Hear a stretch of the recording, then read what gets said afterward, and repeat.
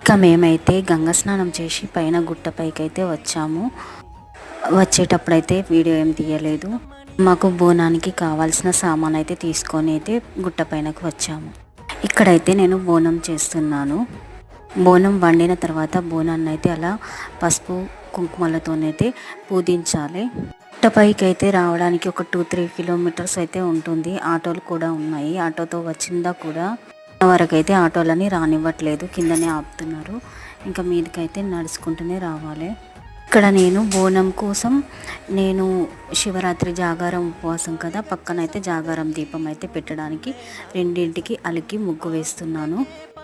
ఇక ఇలా ముగ్గు పెట్టుకొని అయితే అక్కడ బోనమున శివరాత్రికి జాగారం దీపం అయితే పెట్టుకోవాలి. మా పక్కకైతే ఆల్రెడీ పెట్టారు దీపాలు, అయితే జాగారం దీపం పెట్టారు అండ్ బోనం అయిపోయింది. చాలామంది అసలు జాగ దొరకడానికి అయితే మాకు చాలా